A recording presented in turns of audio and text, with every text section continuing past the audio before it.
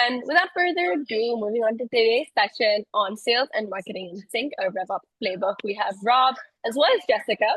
So, a quick introduction for both of them. As the founder of Inflective, Rob partners with growing companies that are frustrated that their website marketing and sales investments aren't translating into revenue.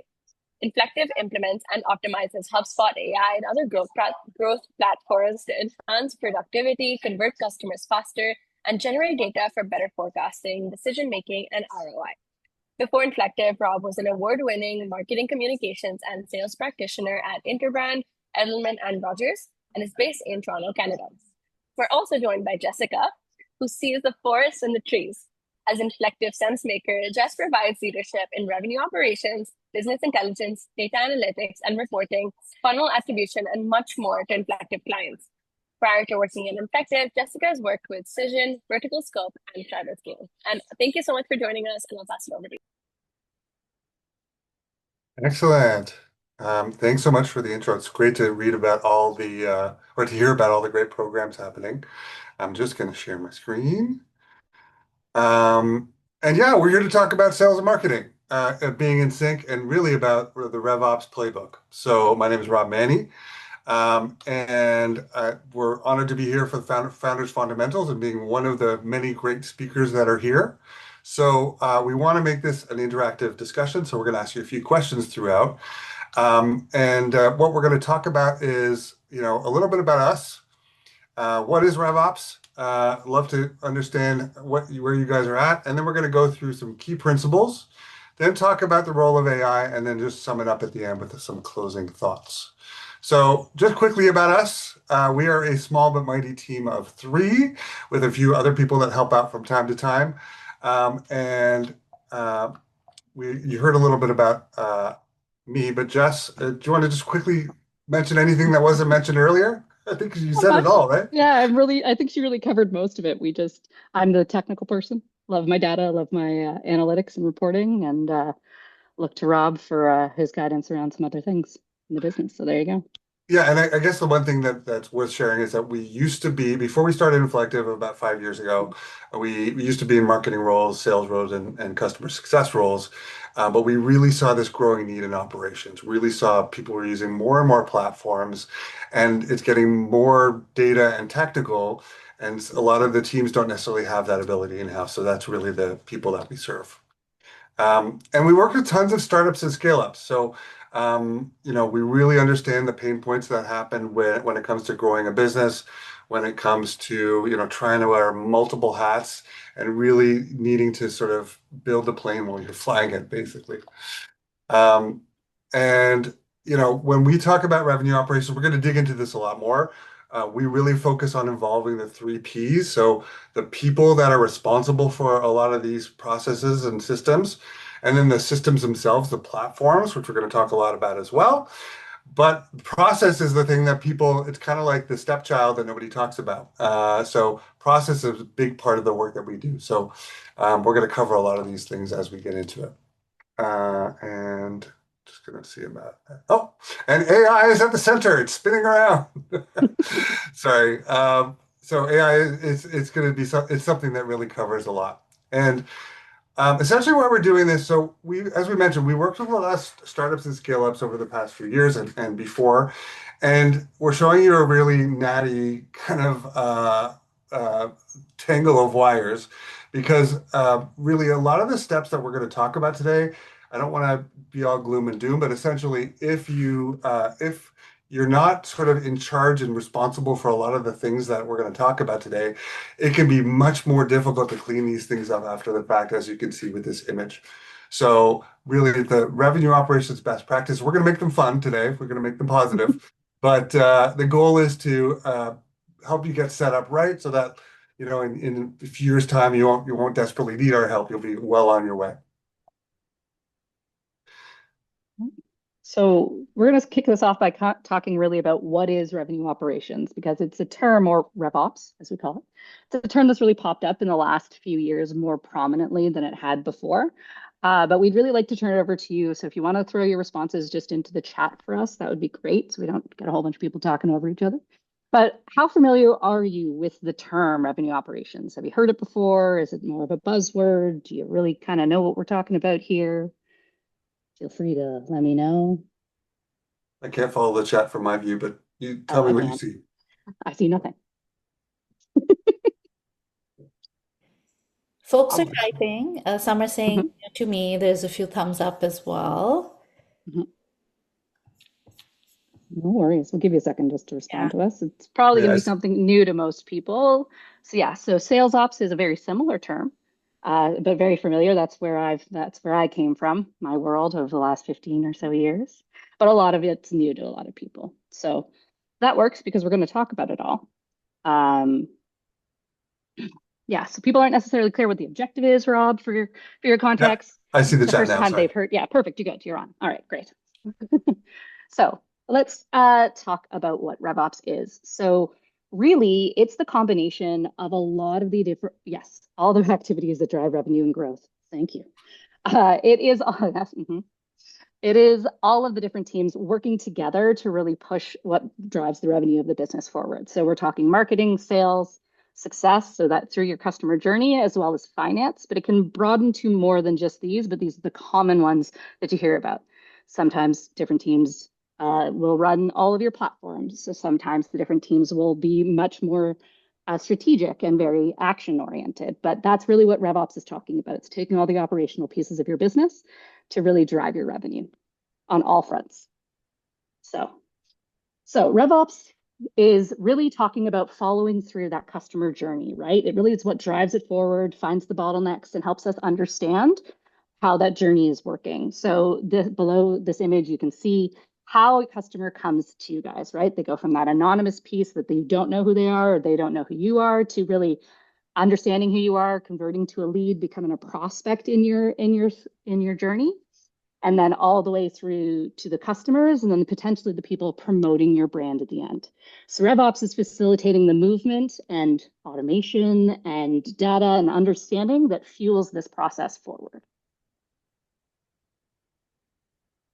Okay, so there are a lot of platforms out there and they just keep growing with the way AI and everything's kicking off right now.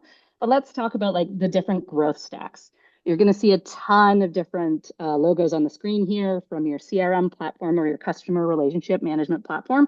Think of those like the Salesforce, the HubSpots, the big boys, or some smaller ones like your Pipedrive or Close.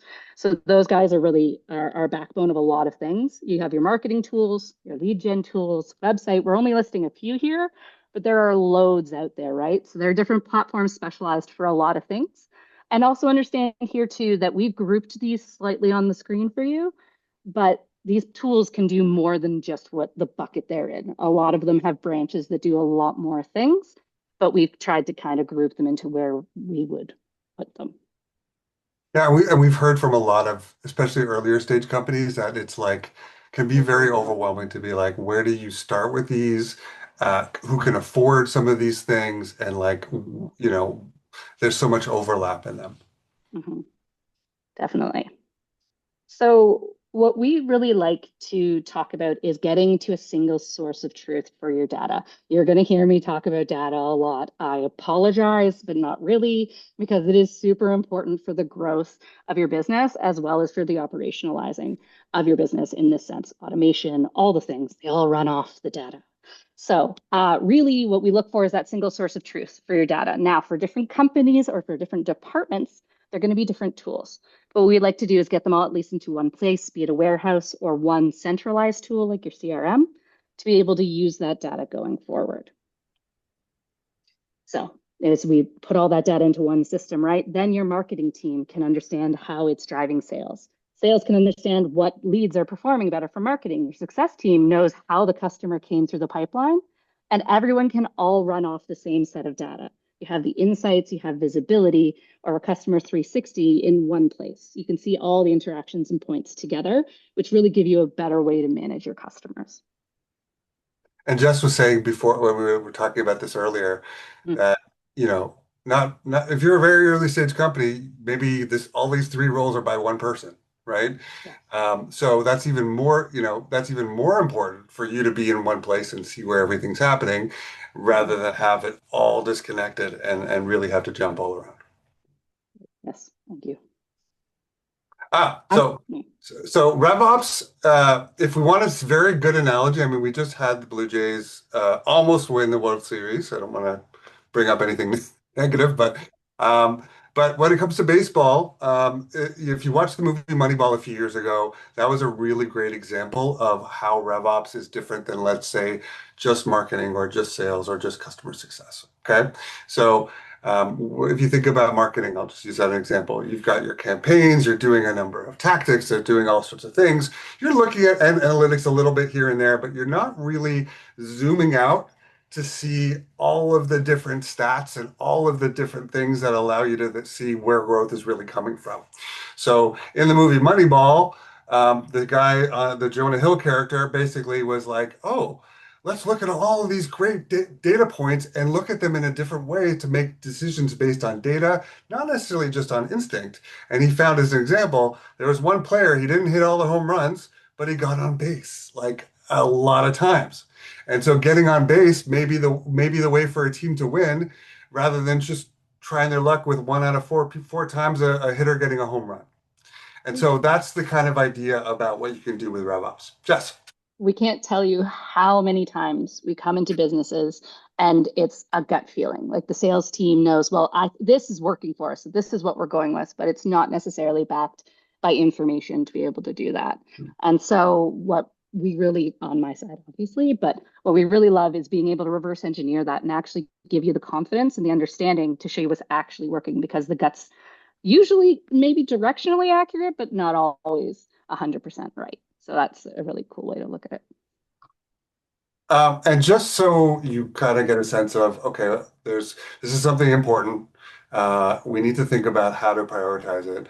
There's a number of the reports that have been over the years to say, what is the investment of time in these tools and the people to run these tools? Higher stock performance is what people have seen for companies that go public, much faster growth rates, much faster profitability, because, like, again, you're looking at all the aspects of your business, you're measuring things that maybe you weren't even able to measure a few years ago, and you're using them to make better decisions. So let's talk about a real example of this. So we're going to talk about one of our clients who's Vetster, and they do online veterinary appointments in different regions across the world where it's legal to do so. So if you can't get in to see your vet, which a lot of us have a problem doing in Toronto on short notice and not having to go to an emergency vet, you can go and get online and get appointments with them. And they're a great example of RevOps in action. So they have a platform, and the back end of that platform is called Meow, which I find funny but and adorable. But they put all of their data. So their backend platform data comes from Meow. So you kind of take that as the image of their website on the side of the screen. In the middle, they pipe that into HubSpot, which is their CRM, but a lot of information comes in to their CRM. It's not just from there, it's also their marketing, it's their sales information, it's their customer success. Yeah, their customer success and ticketing system is also run out of there. So it allows them to put all the information into one place. Why this is a great example is that they run a lot of what's called life cycle marketing, which means they are triggering off of events that are happening out of the system to really get engagement from their customers, to make it sticky, to really go after them through automation without have the running lead and not having to have a big team, but still allow them to get in there and get the information running. So each team can see all the information they need in one place. Your customer success team knows the appointment the person's talking about when they reach out through the live chat or but via text or via email. The salespeople know who's a client, who's not, who have they gone after, who's in a sequence, how are we interacting with them? Have they been to our website recently? Have we touched it? We can use all of these data points to help drive the business forward. We've even been able to tell you what's working and what's not in terms of what keeps the customer around, right? So it's putting all the information into one place that allows for automation and use in a way that's really helpful to a lot of different teams and a lot of different places. Rob, any other thoughts on that? Yeah, that's great. And the only thing I would add to that is So they do a lot of marketing, right? And their marketing is Mhm. basically to try to get people who are searching for a vet or, wanting to have some sort of care issue to go there instead of going to their local vet, right? Mhm. And so as a result, that's a very high CAC for any marketers in the room, high cost of acquisition.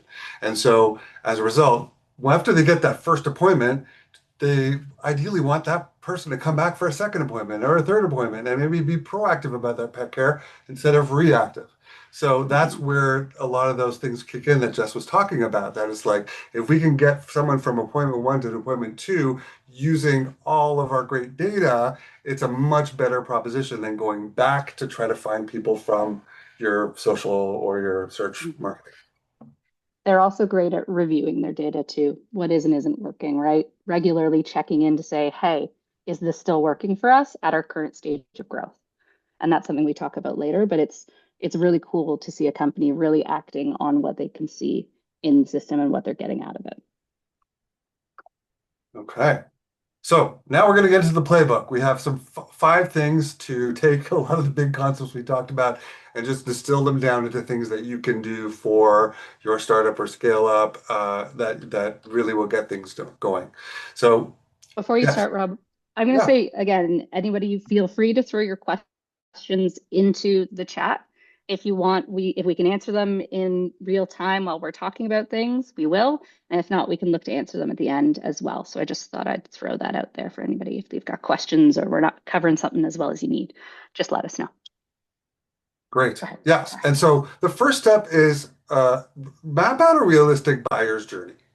And we say we're realistic because there's a lot of jokes about, like the marketers want to really figure out what that sales funnel is or that journey is. And it's like they will do X, Y, Z. And there's so much research that points to the fact that, you know what, people are doing a lot of different things and we're not all the same. So let's not go overboard with this. But we think that there still is value in determining how you want your customers or potential prospects to do business with you. So we're going to show you an example from one of our clients, one of our favorite clients. I'm a big music fan. So there's a company called Viral based out of Tobago that makes the machines that produce vinyl records. And they sell, look how big the machine is. These are very complex machines. And they had a very interesting challenge in that the cycle by which people considered buying these machines and then all the education that had to go into the sales process and then right through to when they actually deliver the finished machines was like what, a year, 2 years. It was very long and complicated, and there was a lot of manual steps. So this will give you a sense of how to think about RevOps and how it can help. So the first step that we did, and anyone can do that, you can use some tools we'll talk about. It's where you just look and see, okay, how is the very first thing, the first signal that you're getting? How are people getting in contact with you?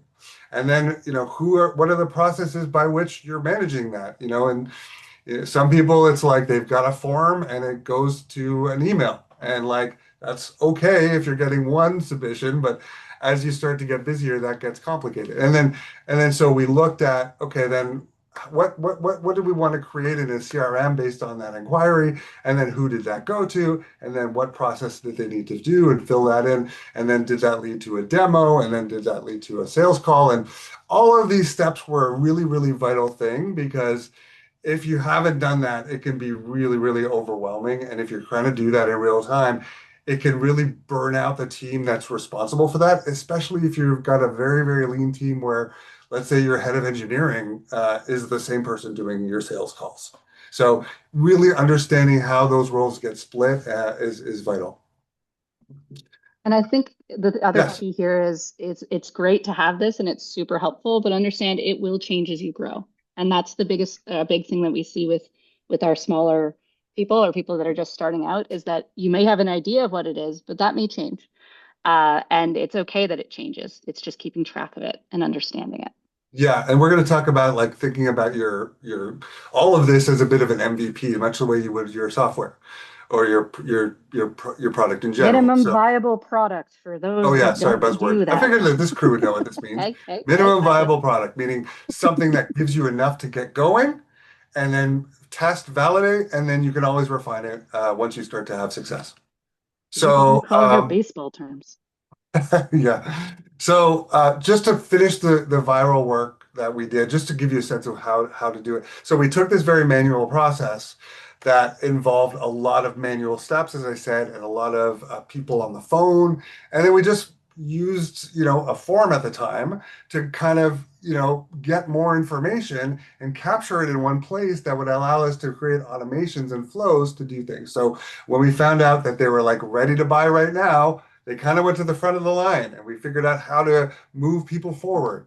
And then there was the next step that when it got to a sales rep, that person was dealing with had a bunch of information that they could look at and build upon and then say, great, now I want to qualify you further. And then when they were ready to go to the next stage, it just kind of kept building. So you're really building that repository of information and using that to kind of facilitate the flow of people through your business.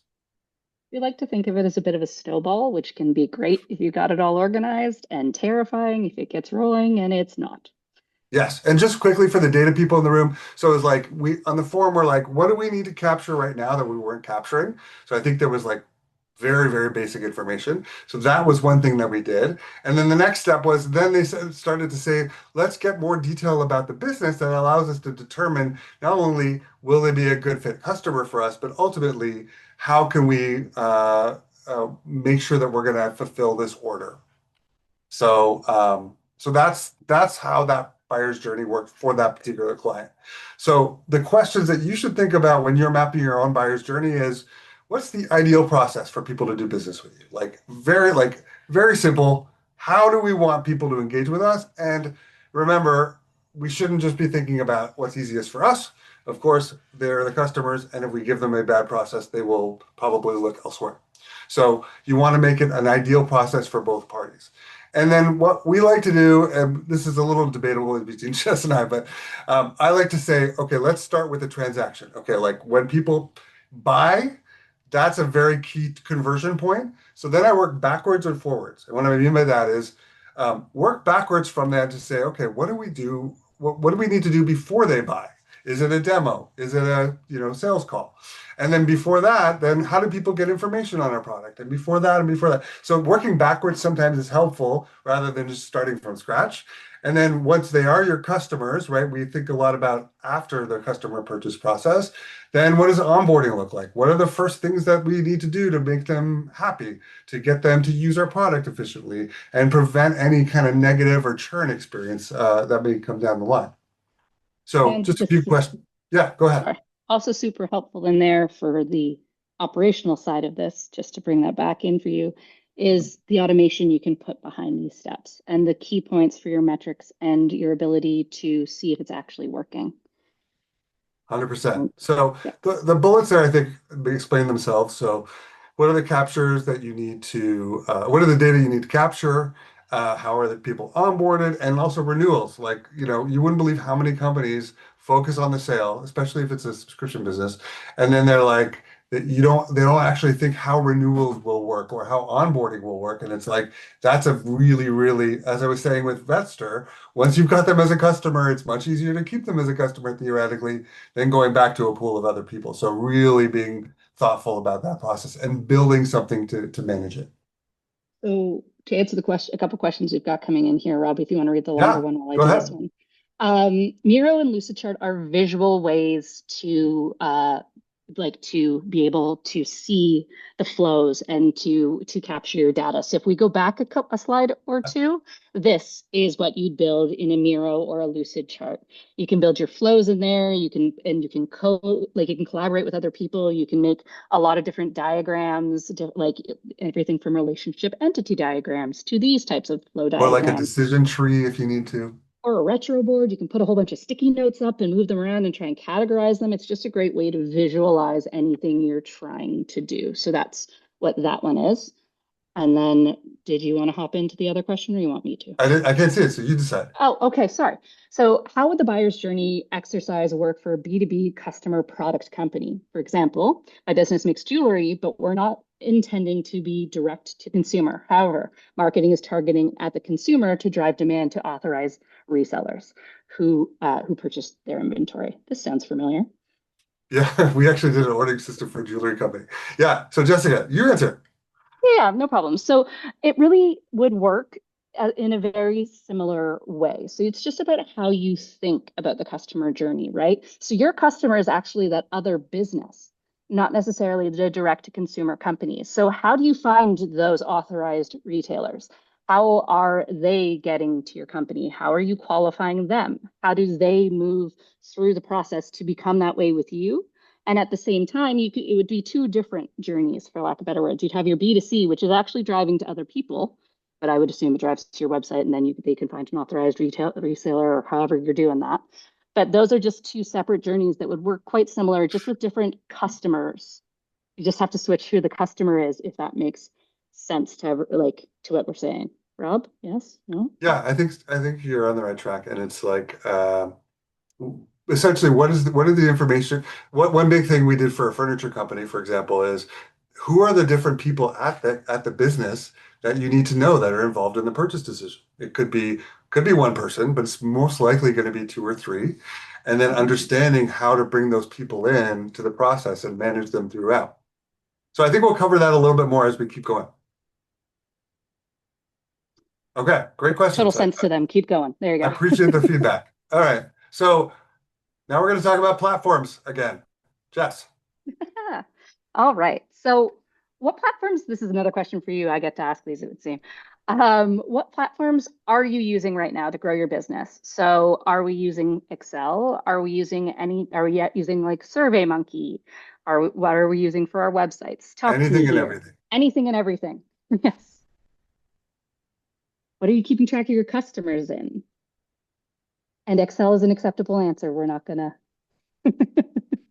Oh, April. I just saw. Yeah. I remember you. That's so funny. Okay. Oh, that was a direct message. Anyway, um, uh, Excel. Yes. Google Analytics. Yeah. Great. HubSpot. Oh, cool, Fred. All right. It's I'm going to okay. hop backwards for 1 second. Feel free to keep throwing those into the chat. What would Yeah. you recommend in designing a buyer's journey? Where should their starting point be? As a recap, you can go at it either way, in my opinion. Again, this is what Rob was saying earlier, is that we attack it differently. I tend to go from what are the conversion points going forward, understanding where the purchase and what's post-purchase. And I look at the numbers and could work backwards or forwards, but I go forwards where Rob goes from this is the sale. What were the key points that happened to get them there? So that's really kind of how you look at it. What is the point that they come into the business and how do we get, what are all the different key interactions that get them to becoming a customer? Yeah, and the reason I do it that way is it's like if you look for the things that win, the things that you did right, then you can determine, okay, let's do more of what was right and less of what didn't I work. agree. I just go at it the other way around, meaning I look at the data after we've designed the flow, which works. Uh, So okay. we've got lots of Excel, Typeform, Google Sorry, are you Forms. saying both? Are you saying looking Which at one? both is just as equally important, right? The customer Yeah, journey down the funnel to the point of conversion, and then how you support that consumer to be a lifelong customer, drive loyalty, retention, ensure that they continue to come back to you because obviously it costs less to drive that repeat business. But that whole process is it's not just like one or the other, right? You guys are no, it's just not one or the other. You you usually just do what it's both. what you do respectively. And Okay, it's got it. and it's how you attack what we're talking about is how you get started, right? We just come at it from different approaches and neither is wrong, but the entire journey, Yeah. yes, is important Yeah. from And I start think to like end. while I'm unmuted, I think, we're extremely early in our journey as a business, so that the initial customer acquisition piece, I think, as we look at it and I think about the automation process, I think a lot of it is building that initial database and really the relationships and those initial touch points are going to be so much more, I think, manual for a lack of better term, just to build those initial relationships and make it feel a little bit more like we're actually developing rapport as a B2B business as we start to scale. But I think as you grow, obviously, the importance of automation in terms of scaling and having a sizable database of customers is just ever so more important. Just kind of thinking that through is a point. For sure. And I think we talk about this more as we go on too, but it's, I guess what we're trying to impress on you is creating the data set or understanding the data set you're trying to build as early as you can is super helpful for you. You may be doing the manual outreach, but keeping track of the person, potentially maybe where they came from. If you have a form, it captures a lot of information for you already. It's not trying to make it any more work for you because understanding it's manual, there's always that back and forth. That's very normal. It's just also understanding that capturing the information will help you be able to grow it and have that understanding of what's working, what isn't a little bit faster from the numbers. I'm always the numbers Just to person. call out to my Sheets or Excel people, Love it. not going to shame anybody. I'm going to say it's actually if you're doing anything with like friends and family for like demos, just like the very beginning of your users, like please use that at least because that if you've got 10 people that are demoing your product and you don't have some basic information on them in one place, then start there, please. Just saying. Yeah. So yeah, Platforms. it makes me laugh every time. Choose wisely. Now, again, Excel is a great place to start. It's a great place for you to have the data that you need in one place. If this was a different call, would be harping on about not using open text fields, but I'm not going to do that. So choosing the tools you decide to use wisely is a really big piece or something we recommend you really think about before you do it. There are so many tools out there. And eventually you will get too big for Excel. Or if you're in a smaller platform that you maybe outgrow, there are a lot of options out there. So being aware of what they are is good, but don't get too overwhelmed. Really focus on a pro con list. Now, Rob has filtered down to some startup scale up platform focus. This is what we use with some of our businesses in that stage of their growth, our clients in that stage of their growth. These ones usually offer either a startup style of platform or you can start smaller and then scale up. You're not having to go in at the Salesforce level and buying all of the bells and whistles right off the bat and have a lot of expense associated to it. So these are a few of them. We work with a lot of these. We see a lot of people moving towards the combination of tools. But we also spend a lot of time consolidating into these tools and reducing stack. But I did see a couple HubSpots in there, so we are very HubSpot friendly. But it's a great one for smaller businesses as well as a CRM. Okay, so for our software as a service or as a service, yes, folks out there, be sure that you can integrate with whatever platforms you're using, right? We have people that either build their own platforms or that take or have selected a platform and then can't integrate their own tool with it or their own product with it. So you really, really want to be sure that you can pass that information and have it work in an easy manner. Yes, and by integrate, so we Oh, specialize in no code. So or yes, low if you have code. developers, they can theoretically integrate a lot. But like ideally, you have things that aren't reliant on coders, and you're using a native integration built by a company that's working. And with AI the way it's going right now, there are loads of different places out there and ones that are coming up that have both the low code or no code kind of options, as well as a much more technical integration for them, like Make or Clay or things that way inclined. Oops. Yeah. Yep, you're good.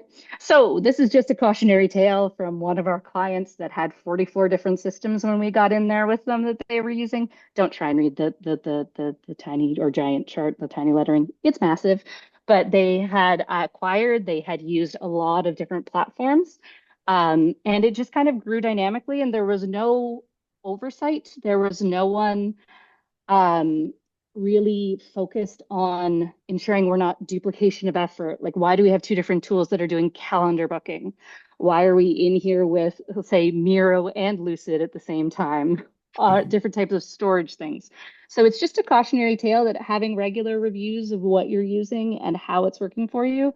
And when we go to add to your tech stack in any way, shape, or form, maybe ask yourself, does the tool I have currently, can they do this in some way that would work? Or is it really necessary? We have a request about elaborating on our SaaS slide slightly if we Oh want to go yeah, back. let's go Yeah. back.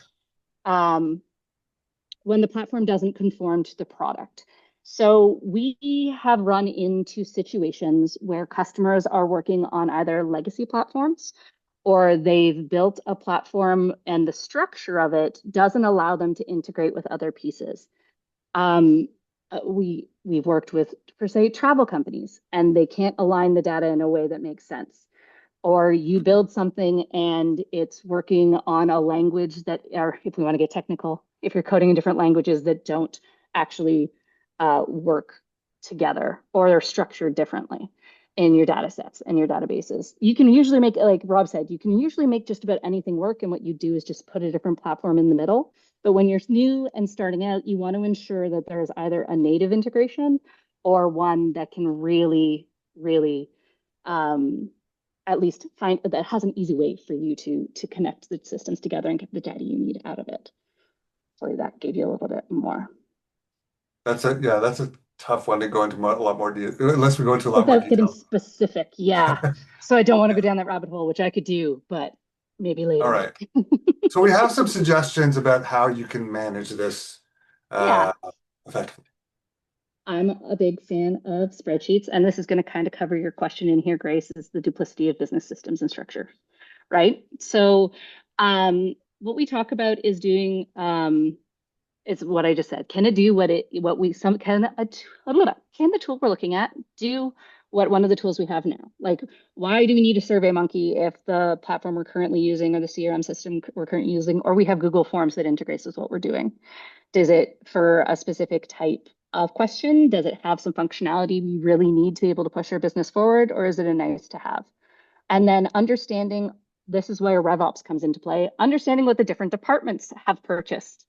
Because sometimes you'll find that sales, again, if it's a very small business, you may not have this per se, but sometimes you'll have, if you're using HubSpot, and then you get Calendly. I can never say it. Calendly. Thank you. You don't need them both, right? They sales or HubSpot has that.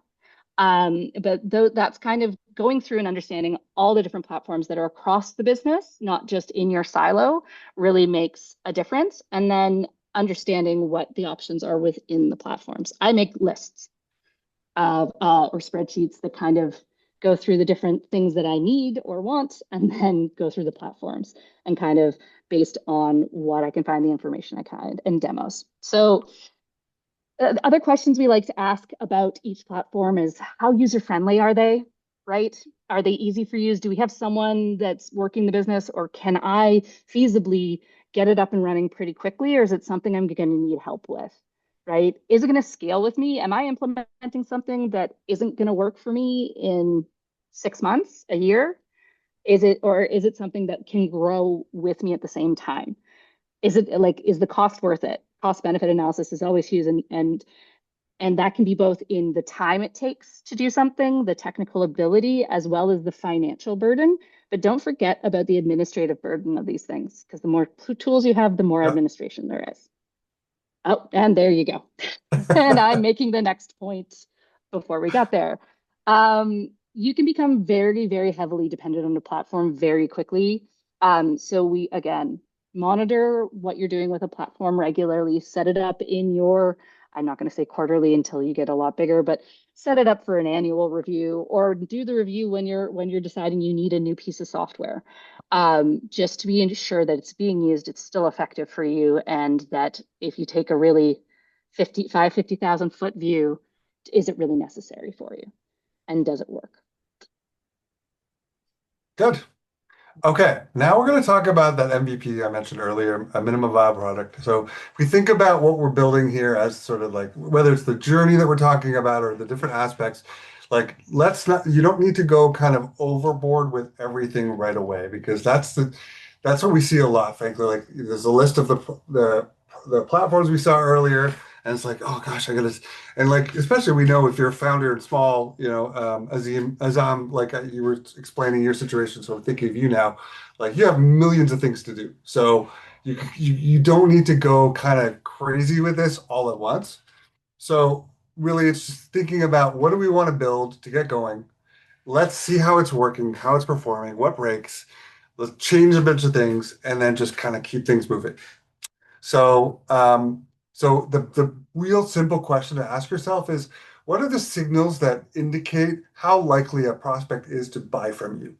And that's kind of the easy question to then say, okay, how how do we have a system and a process to like track those signals and then manage that process from there on in? So you've got whatever you're doing for a lot of the external facing things, right? So maybe you're on social. There could be some chat happening, whether it's SMS or you've got chat bots, landing pages, forum. We're talking a lot about forums, but some sort of if you're using AI, great. If it's replacing the ability to get information from a forum, we're here for it. But the form still is kind of the default in a lot of this case. And then there's the automations that are going. So think of these as the mechanisms by which a lot of things are happening. But then what we focus on a lot is what we call life cycle stages. So if anyone's familiar with CRMs, these are kind of the standard stages that indicate if you're looking at, let's go back to the jewelry example with the B2B jewelry company. So when you're looking at the businesses that want to buy from you, there's people who don't know you at all. Maybe they visited your website, maybe they filled out a form in some cases, and they're at the very beginning. So they're a lead. And then we know, of course, who's a customer. So again, I'm jumping to that transaction. So we know who's a customer. So then the gradations of all those steps along the way, could be potentially dozens or hundreds of signals. So what lifecycle stages allow you to do is to divide those or group those to say, okay, we think these people are like, maybe they're an SQL, or maybe we're seeing a lot of information from, that's called sales qualified lead. I don't want to give you too much jargon, but essentially, what are the stages that you want to define for yourself that says these people are a lot closer than the last people? And you want to, of course, target those people in different ways with content, with maybe people at events. So I'm not going to get into all the marketing stuff, but this is kind of the process by which you're managing some of those marketing things that you're doing. So ideally, you're able to, if you've got a CRM or if you're using your sheets, as we were talking about earlier, you want to be able to see who are all your customers in one place. And like, believe me, we've solved for a lot of companies that like actually can't accurately communicate to their own customer base. They're like, it's very hard for them to isolate that. And we can explain to you how that happens, but it's not for lack of trying. So it's like you've got your customers there, and then we've got all the people that we're in a deal with. If it's a B2B motion and there's like a sales team, like also we want to treat those people differently. And then from there, like whatever categories make sense, you don't need to go nuts with categories, especially early on. You just need to figure out something that gets you going, and then you can start to use it. You should never go nuts with the categories. Yes. And just to drill into like that opportunity stage that I showed you as yellow before. How do you go back? Yeah, so this is the one where they're just about to buy from you. It's more of a B2B thing. If you're a B2C business and people are buying online and you're doing transactions, you maybe don't know as much, but if there's like a bunch of conversations that happen with the sales team, I just wanted to show you that then you can isolate the steps of opportunity. This is kind of like HubSpot language, but it's similar in a lot of CRMs, so that you can also say, how are people moving through your deal stages, right? There's a briefing meeting, there's a submitting of a proposal, maybe there's a demo. Isolating these steps is really, really helpful to you as well to manage the process and allow you to isolate and see where are we at with these people and how likely are they to close and when do we think they're going to close? And most importantly, what can we do to move them along? And what I'd say here is think of those life cycle stages as the internal version of your customer journey, right? So the lead is the start, and then you move your way along, and they're important for all areas of your business. Marketing wants to know if the leads they're providing are good, or if your marketing's working. You want to know if your campaigns are working. And the customer service wants to know why people are stuck in different places. Well, how long is it taking them to get to customer? Why am I getting so many complaints, or I can't contact sales, or how do I reach this? So just think of it as the internal process and don't think of it only as a sales motion, even though it kind of sounds like one. It's any journey. It doesn't have to be a sales journey. It could be the acquisition of the customer. We've done this for not for profits too. So just understand that that's the flow. Sorry, go ahead. All right. So I went backwards. So all right. I think we covered this a little bit already. I don't want to, well, maybe I will just say, so for a company that we work with that's in the health tech space, they struggled with how to set up some of these stages. And so this is one of the big things that we talk about, which is not very exciting, but it's very important, are like definitions. And talking about sales and marketing alignment or marketing or alignment in general is like getting even a group of like 5 founders to agree on here's how we sell and here are the stages that we want to go through, and then see how that works and then determine what you need to change. So as an example, maybe you need to have a demo in a B2B motion. Maybe you need to have a demo step where people are actually taking them through a product. Maybe you don't, and you can just sort of tell them a little bit about it and then maybe give them a trial. I mean, trial is a whole nother thing. So it's really like as you're doing these things, stand something up and then say, listen, I think this is the process that works, and then go through it after a while. You're going to get a lot of anecdotal information based on, the confusion that you have with your buyers perhaps, or, maybe not closing, but also you can look at these in aggregate to say, you know what, when we did it this way for 3 months, here were our results. Now we've added another step, and that's actually, even though it's another step, it's maybe shorter to convert. Right. So these are the types of things you start to get to when you really break it down in that way. And understanding what we're going to talk about reporting later, but even here, thinking about what those data points are for you, right? What are you looking to achieve? How fast? Yes, and I could talk about MQL and SQL for anyone who really wants to do it. There's a whole debate about it, and it is a point of friction between sales and marketing too. But I would say the thing to leave you with here is like think of the steps or think of the way you want to categorize people, at least to get going, so that you can then start to make decisions and target people a little differently. And it really is a great exercise to go through, even if you're just doing your customer journey, of what moves them in and out of the stages. What brings someone into that stage, and what is the thing that you would consider that takes them out, just so you to understand your journey even. It's a great thing. Great. Okay, so and I'm just summing this up. This allows you to segment.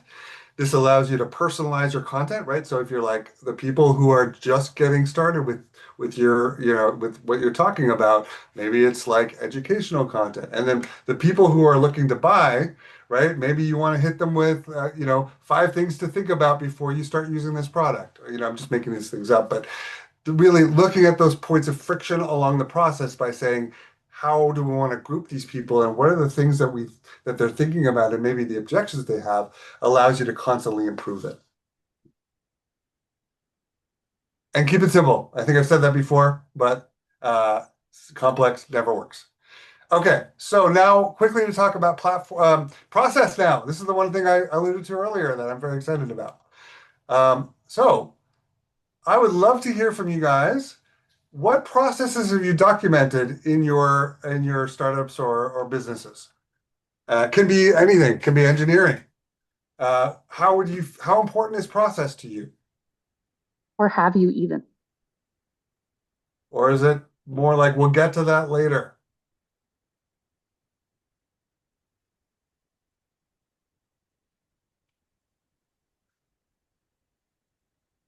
All the answers are okay. Absolutely nothing.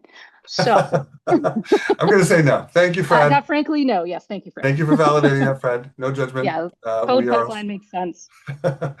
Yeah, I was about trying to let you know the processes I have included in my own business from the start. So I started with my social media, showcasing the products especially on Instagram. I also use Facebook, but that is secondary, and TikTok comes in third. So that is in order of the speed of convertibility. So I noticed that we get customers quickly. through our Instagram. So we channel a lot of our business energy there when it comes to marketing. And then it's just not enough to post product. We also do adverts. We use that as a platform for advertisement. Then, of course, we have our bots that handle chats on our social media. And Mhm. so from there, we're able to respond in real time.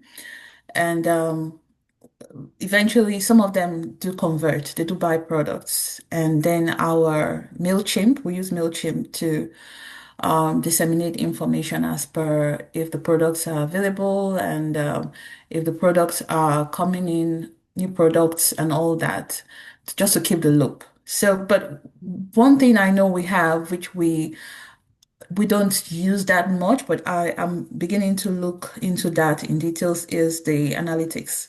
Google Mm. Analytics, very useful. And we also use Google for feedback. So Oh the yeah, reviews are very important. They also form part of our buyers process, the journey of marketing so far for the company.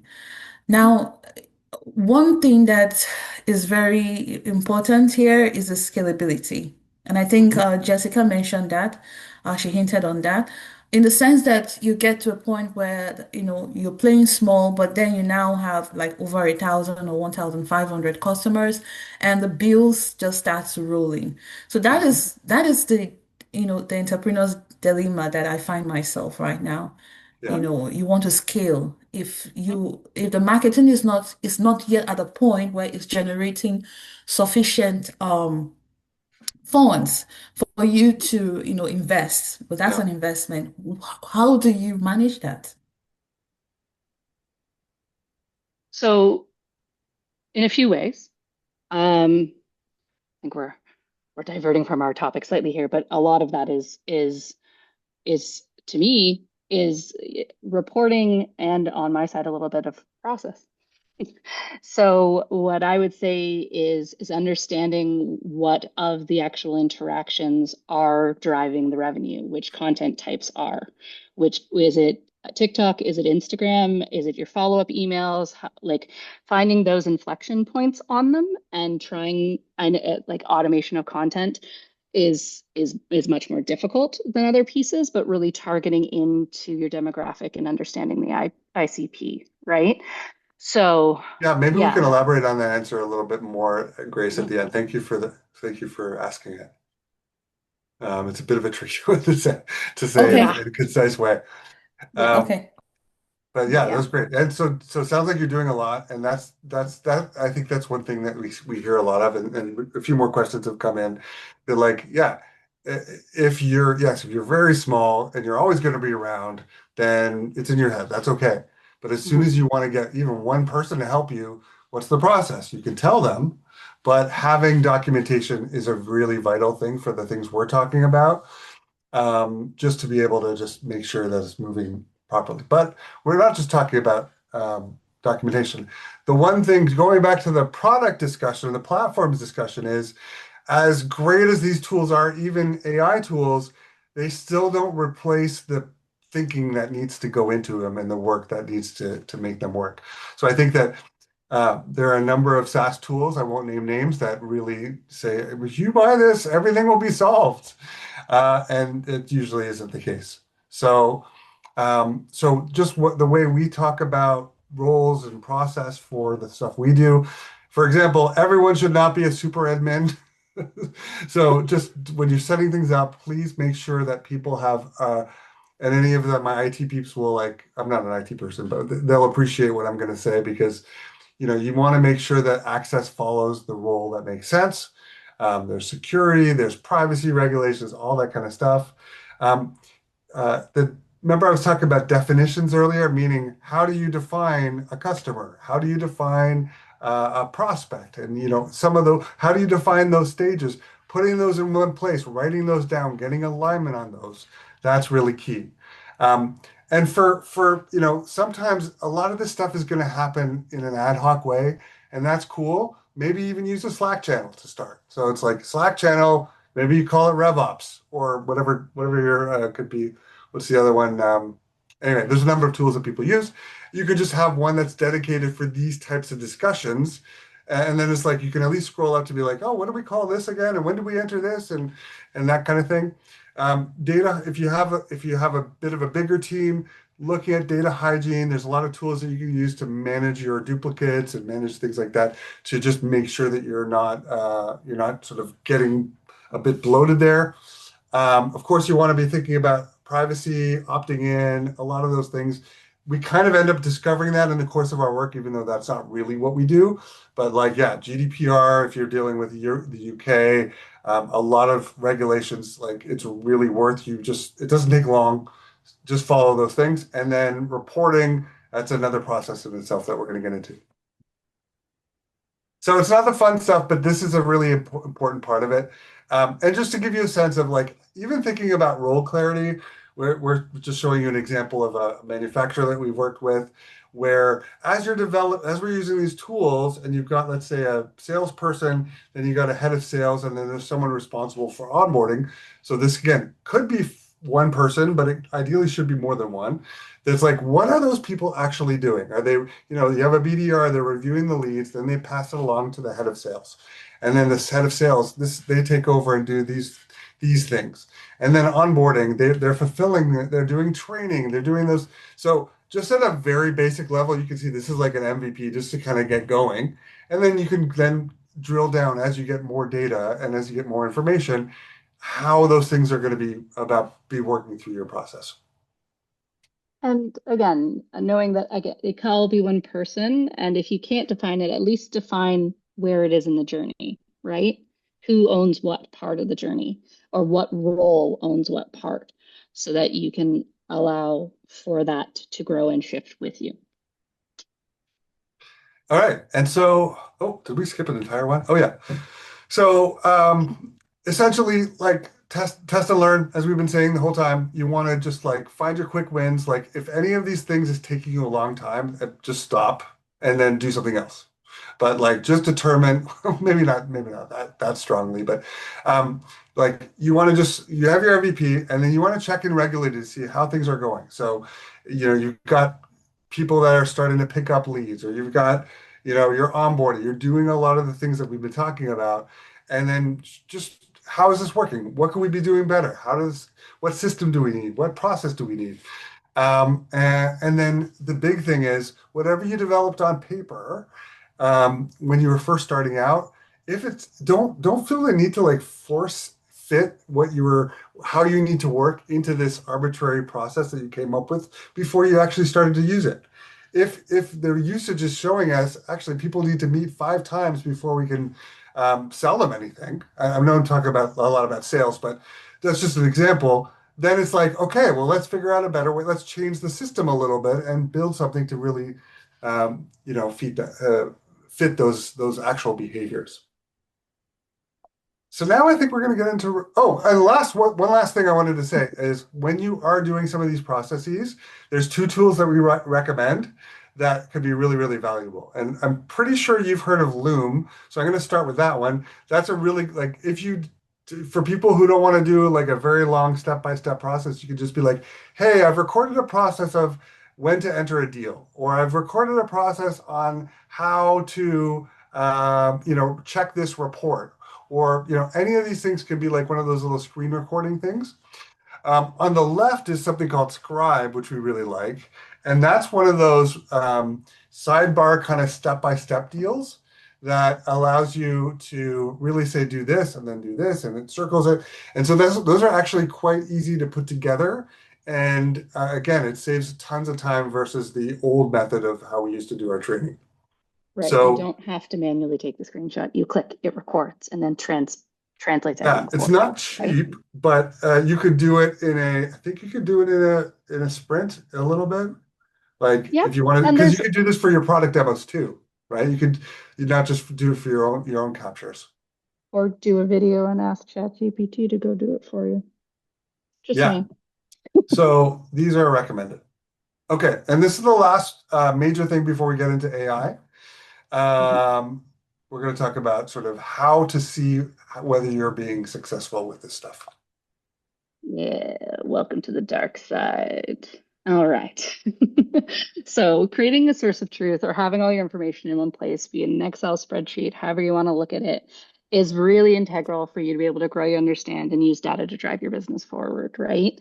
So really taking a think about what are the key metrics or KPIs, key performance indicators, for your org or for yourself. Is it sales numbers? Is it how long it's taking you to sell something?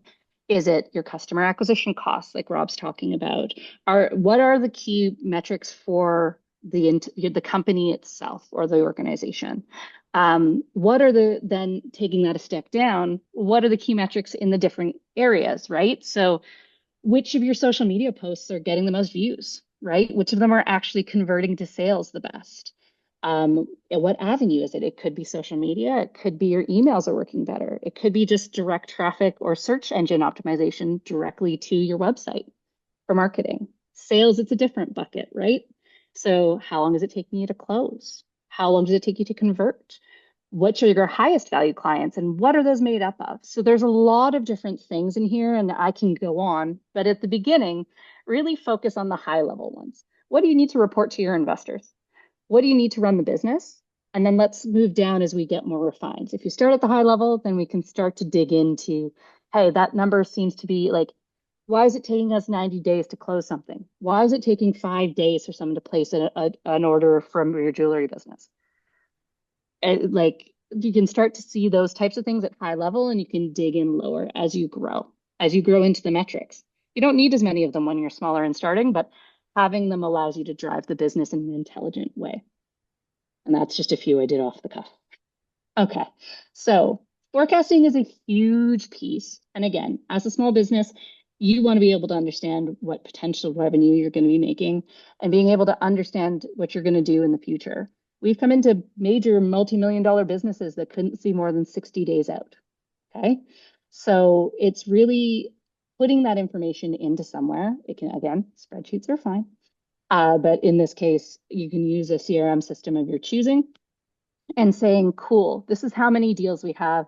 This is like the approximate revenue we think we're going to make. Then we weight it and say, and have the idea of when it's going to close. So we can start to forecast that out by year, by month, by week, if we want to look historics. And again, allows you to understand what's working, what isn't, and all of that information.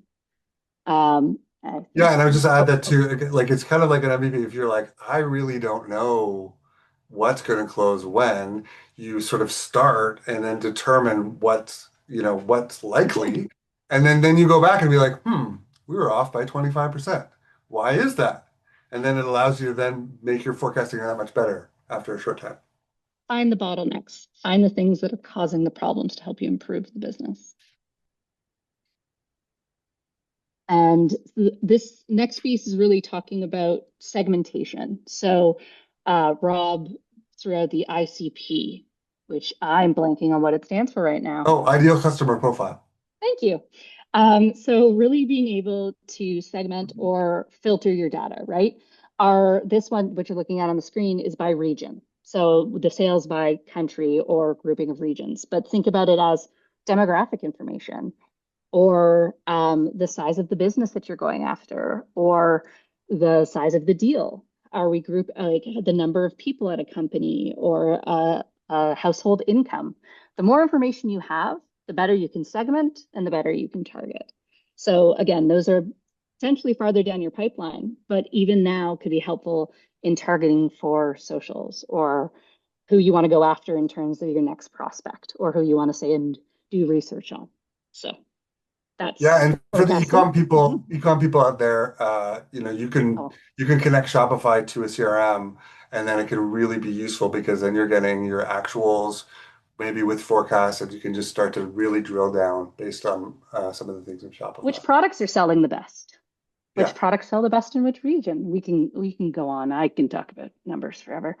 And last but definitely not least is something you guys have been hinting at in your own ways here, is your marketing strategies. Are they working? What is actually attributing to the most revenue for your business?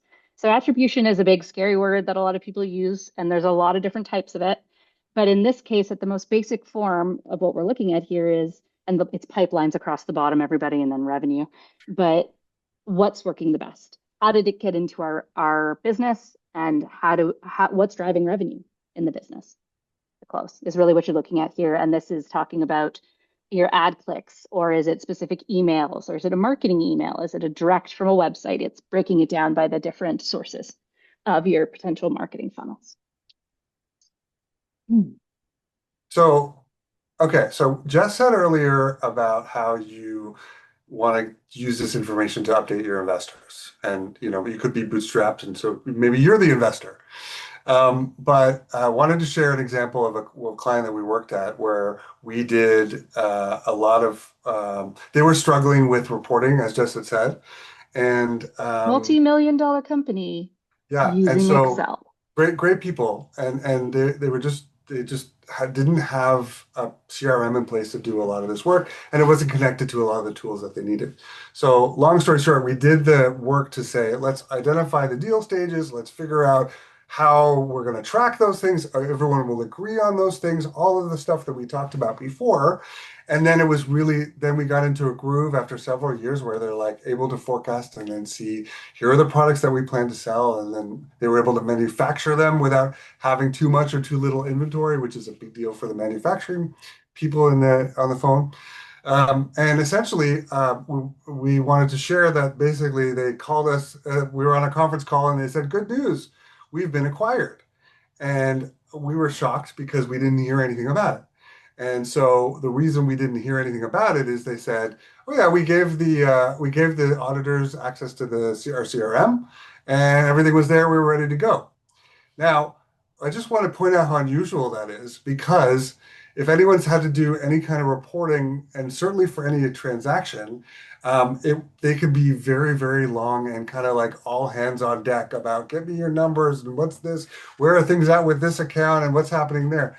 So, so this is a good reminder to be like, you want to do these things to run your business anyway. And you will need to update investors or potentially, hopefully you'll exit at some point or not. But these are the types of things that are best practice that you're going to need to do. So why not do them sooner so that you can really have a good handle on your business? And when you do need to do an investor presentation or check in with some people, you're just like, oh yeah, click, click, click, right? It's all there. So that's just the one thing to think about when it comes to that. Okay, Yeah. so we've been showing a lot of kind of basic RevOps things. Now we're going to just talk about how AI helps.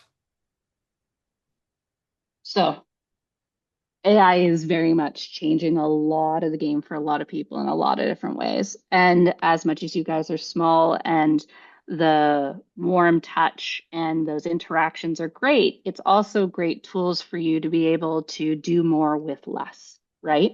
And yeah, there are some learning curves and things like that, but it's definitely something that we like to just touch on. Um, if you build your data correctly, we'll talk about this in a second, but if you build your data correctly, it all works really well. And if it's structured a way that the AI can get to and is clean. Now, there's loads of applications for AI and they keep growing by the minute, but we see a lot of it in live chat and helping with the customer service portion of things, having a bot learn how to respond to questions, use your FAQs and do all of that kind of knowledge base and just deliver that information in a way that is easy instead of having to have a person is very common. We see a lot of prospecting agents or research bots that will go out and do all that information for you and gather the demographic information about either your customers or potential customers for you. They can develop content for you now, right? Like you can set it up. Here's my brand voice. Here are my colors. Here's what's working. Develop another set of things for me. And so there are different levels of that and different costs associated to it, but it's pretty cool out there to help you generate additional content that you can then tweak without it going out, but allows you to automate some of that process. Your outbound work, it's huge for this now. We have all gotten those automated emails from people, but it's getting a lot better. There's a lot of more personalization, and we talk about that in a second more. There are tons of different agents or types of agents. If you don't understand the difference between a bot and an agent, that's something I would suggest you kind of do a little bit into Cole's notes. Bots really aren't actually that much AI. They are just interacting with you and finding information and bringing it back. An agent actually goes and does things for you and can have a real interaction and learns and grows from that. They are structured differently, but that's very a bit more of a layman's way of looking at it. And then AI for reporting is great. It's a real, oh, it's great and terrible. So I wish-wash on this one, but it's very great if you could to just ask questions and it can summarize information. How many calls did I do with people? How many interactions did it take to get to a sale? Those types of things. But it can be a little trickier when you get to complex data. That's why the structure of your data matters, right? If we want to get down and segment. But We're there's going to show you tons of we're going to show you an example example. now. Yeah. Which is Uh, about, a prospecting. Rob, you want to go? Yeah, why don't I'll do this one. So this is a bird company based out of the US that does bird tours. And so this is just an example of something in HubSpot. We're giving HubSpot examples, but there's a lot of different things that do this. But one great example is, you can, when we talk about all of the things that we were talking about before, right? You're using information to then build steps that follow from that. Here, we were able to enter the URL, and then it gave a whole bunch of operational pain points. This was a pre-designed agent that was like basically re helped us research a number of different things. And you can see the activities on the left. But the great thing to think about is then you can use tools to then say, okay, you know what our business is, right? Inflective, we're a RevOps company. And then we know what this company does. So it could be like, identify the top 3 executives at this company, draft emails for them based on the work that we typically do. And here you can see the pain points that this company has, and then reference the pain points in this thing. So it's like tying a lot of the things that we've been talking about together in a much more automated and efficient way.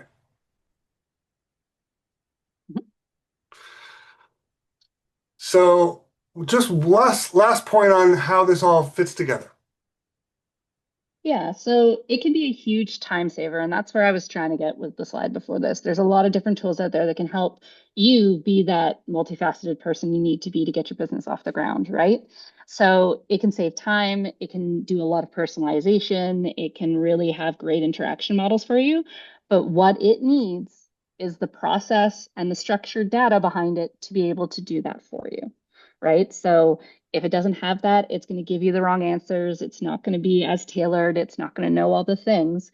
So allowing it and having systems that it understands and a way you can explain or is structured in a structured manner make all the difference, especially when it comes to AIs.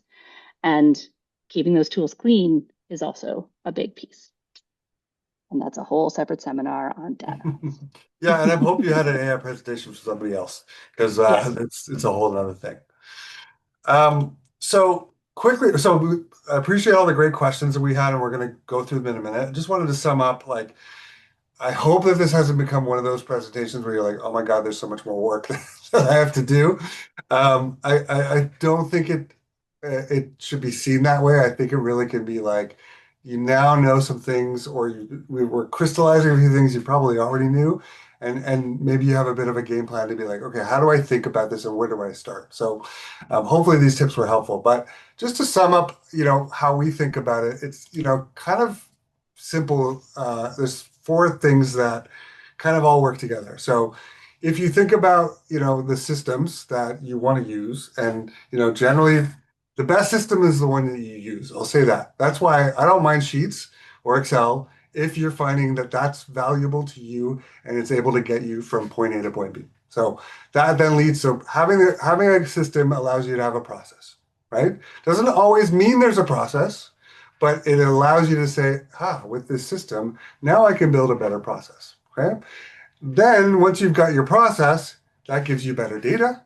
That allows you, as we've said, if you can remember nothing else, use your data to make the better decisions, which then leads to better growth.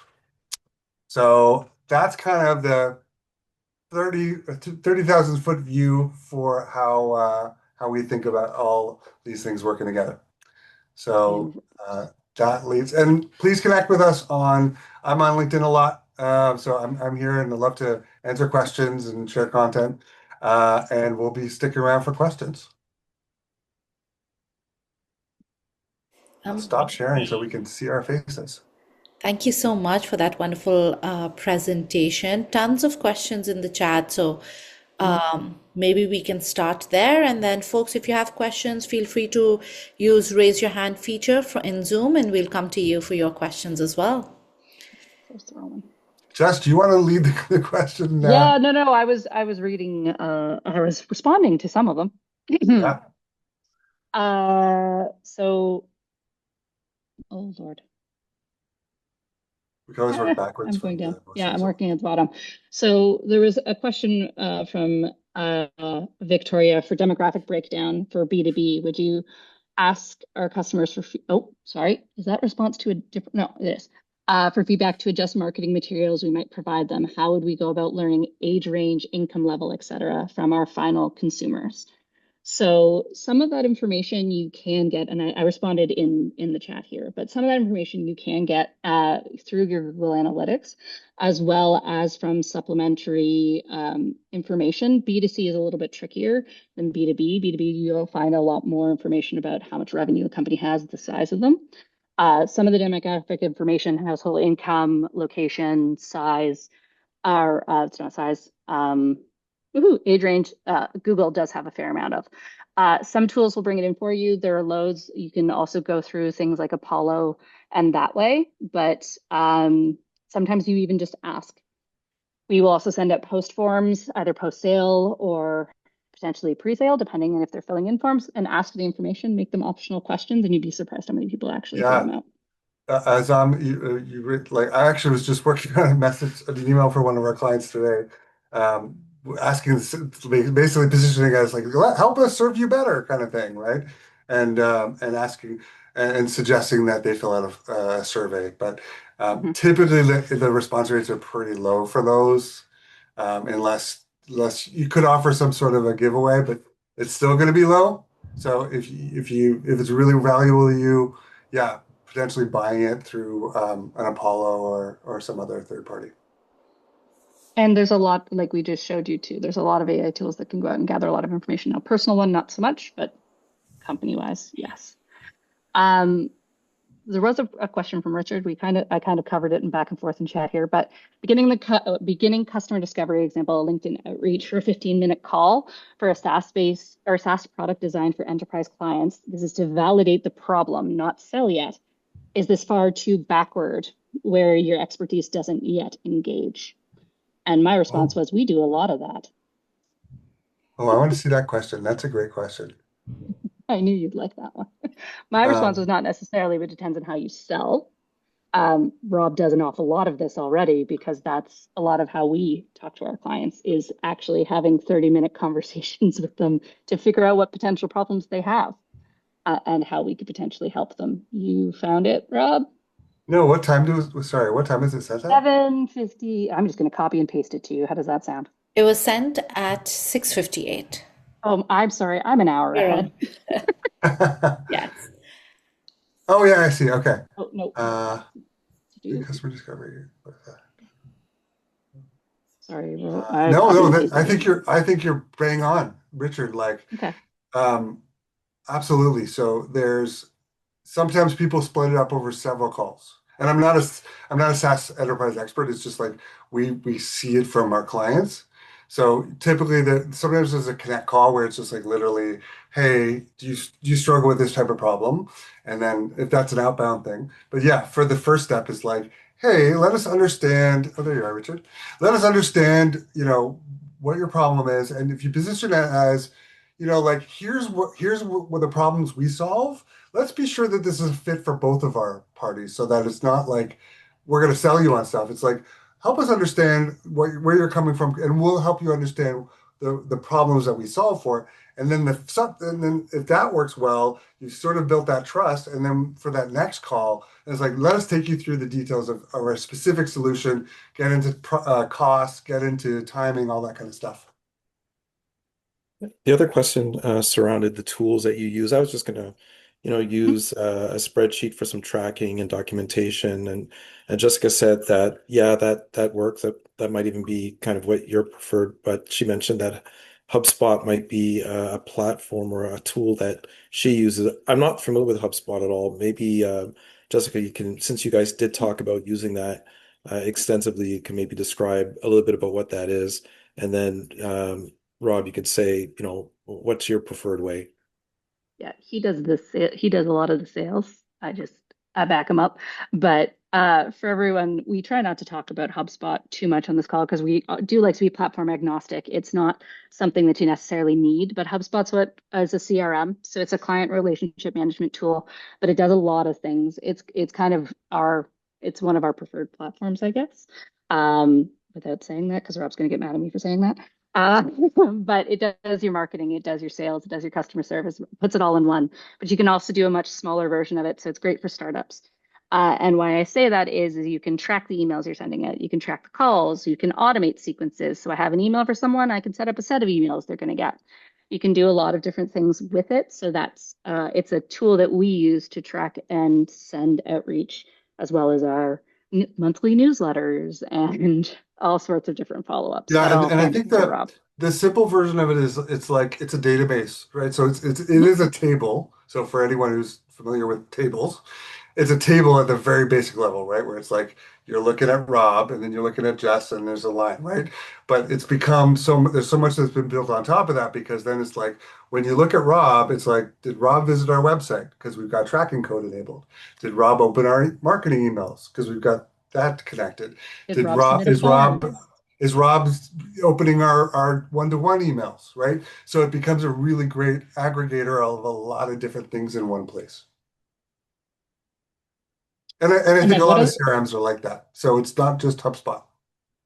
And do we use any other tools for our outbound or lead gen? Is the other question, or systems? Like I know Rob has a process for a lot of this that it's again, it Yeah, depends. well, so because we're like a services company, right? It's different than product companies.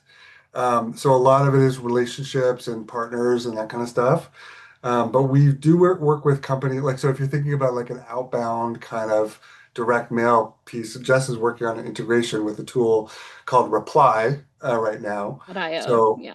yeah, Reply.io or Instantly, those are two tools that we're familiar with that does the kind of like, emailing lots of people, and that's the numbers game, and you can decide whether that's something you want to look at. I wouldn't recommend, we typically don't recommend using HubSpot for that for a whole bunch of reasons, but um, so those are tools that are really good for that kind of thing. But other things for us, yeah, it's we do a lot of like, things like this, getting to know people, collaborating with partners, and going to different events. LinkedIn posting, all him. LinkedIn posting, yeah. And so in that Mhm. case, you can use tools. I'd love to, for everybody else who's joining, I would love to, or who's stuck around for the Well, questions. Is there something you wanted to ask, like via voice?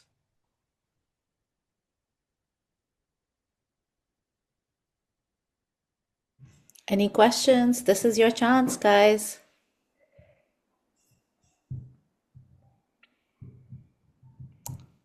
There you go.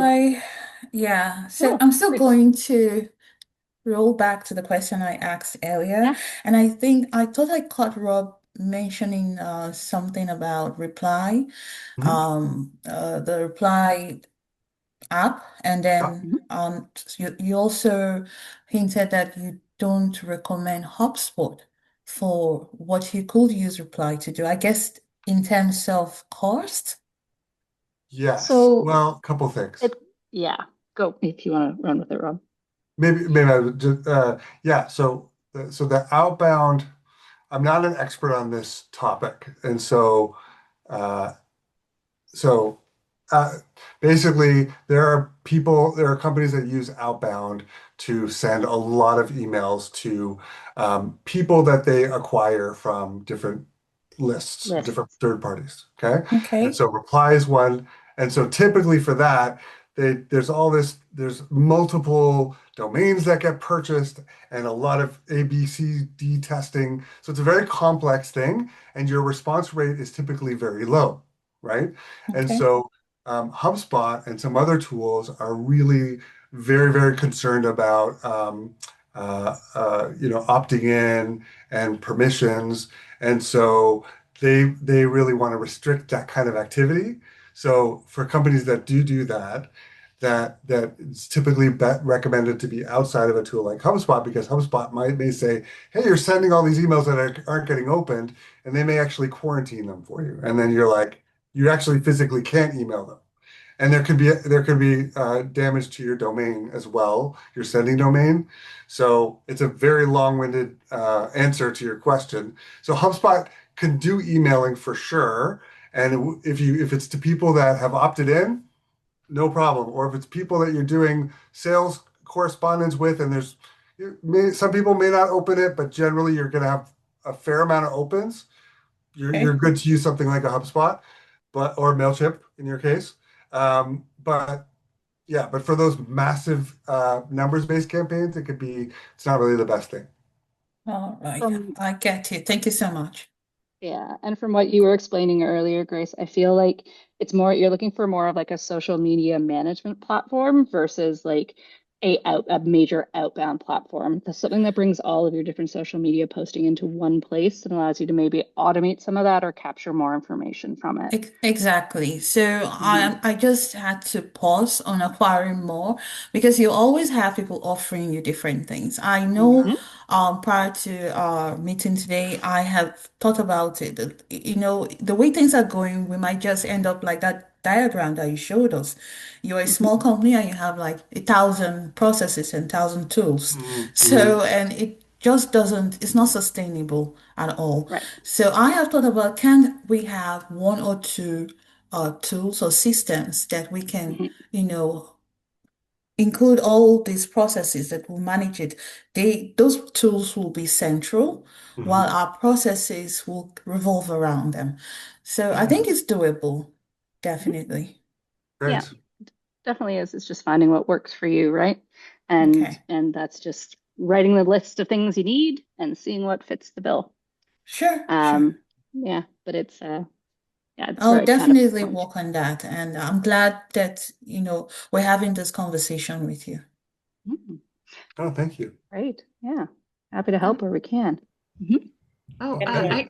I had a quick question. I have a product-based business, and you mentioned earlier linking a CRM to Shopify. Mm-hmm. Is there a Mhm. particular app or a particular CRM that you would recommend to do that? I'm not on Shopify yet. I'm in the very, very early Oh, stages, but that is sort of the long-term plan. nice. So so I'm going to jump in here with Shopify. Shopify is a massive, massive engine, right? So it has a lot of integrations with a lot of tools. Like it has a native integration with HubSpot, so I can tell you that one. I definitely think it has native integrations with a lot of things, and if it doesn't, most CRM tools could be used like if you've heard of Zapier, Zapier, however we want to say it, or any tool like that, allows you to integrate almost anything together. So what I would say is native integration's great, especially because usually you'll get an easier or it stays connected, for lack of better words, when they update their APIs or change things on the back end. But using a Zapier would allow you to transport the information. So that's a piece we also talked about, but I don't think hit on here is make sure your data is transportable. And what I say by that is the tool you're putting it into, be sure it's fairly easy to get it out from. Like if it's an Excel, you have a structured database. If you put it into like certain CRMs or certain different tools, it's sometimes a little harder to get it out. For example, like, oh God, what we're instantly. Not as easy to get your information out of there as it is to get it in. But it's that kind of stuff. So it's just understanding the different types of integrations and portability of what you're doing. Yeah, and Kendra, one thing to think about, so you should be able to Google, or if you go onto Shopify, they should have an integrations page and you can see all those things that are there. Just beware, sometimes they need a higher subscription level. Yeah. So it's like, just do for both of them, meaning, the CRM you're dealing with, like it should all be there. It's just, we know what to look for now, but it looks like requires this level of subscription for HubSpot, let's say, and then this level of subscription for Shopify. Sometimes that can really add up price wise. So maybe be mindful of that. Cognizant. Yeah. Yeah. Monday.com is another one. Just Yeah. calling out some different ones there for you. Um, Amazing. There's a new question in the chat. Taro's asking, I use Google Forms for my customer for bookings. Could you please suggest a simple startup CRM tool that could be integrated with any Google Forms and analytics?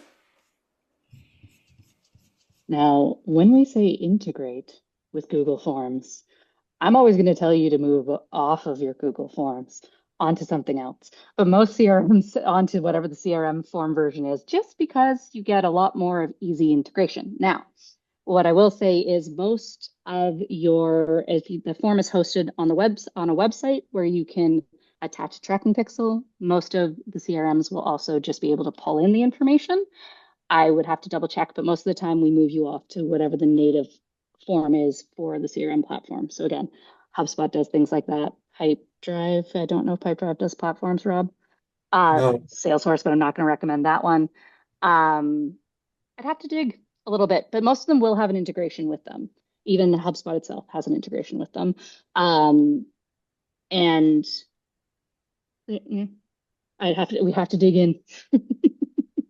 Yeah, so I guess her point is that forms are pretty basic, are pretty standard in a lot of places. So you should, if you're like, oh, I really need to start capturing data in a CRM, then maybe think about that and then be like, oh, can I just move my form into that CRM? A lot And of the like, webs. Sorry. yeah, and I was just gonna say like, so I don't know if Google does this the same way. I haven't used Google Forms in a while, but you're able to sort of export a bit of an embed code, or is that the right word, Jess? Right. Yep, So you can embed code, make yep. the form look like the rest of your website with pretty much a lot of these CRM-based forms. And what I was going to say too is a lot of the websites, depending on what you're using, if you're using Wix, Squarespace, WordPress, whatever it would be, a lot of those also offer forms that will feed into like a Google Sheets for you that are Oh, native to the platform. And oh, those are really great to use because then it has the same look and feel of your website than a weird embed that doesn't necessarily match 100% unless you know a lot of CSS. okay. No, thank you very much. That's really helpful. Really appreciate it. Yeah, happy to. Thank you. No problem. Yeah, and the analytics girl, if there is a tracking analytics code for a platform you're using, if it doesn't slow down your website, major caveat, put it on because you'll be astounded by the amount of information you'll get. Like based on IP addresses, you can identify potential businesses that are coming to your website or people that have repeated back to your website. So you get a lot of information just by adding in those little bad boys.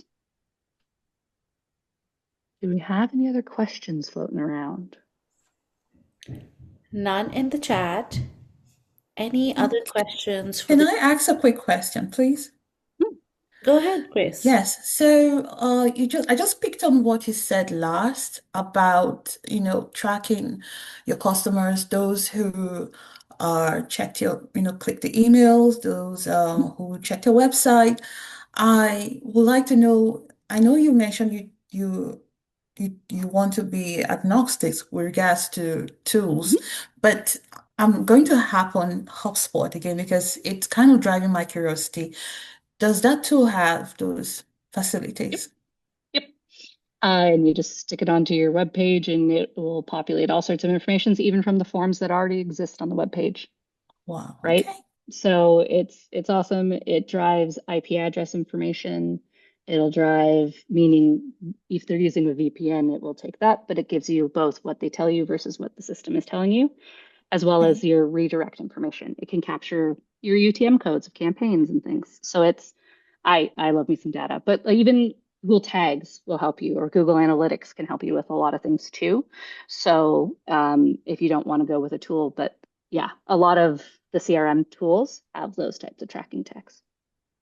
Wow. All right. Thank you so much for that. No problem. The more you know, right?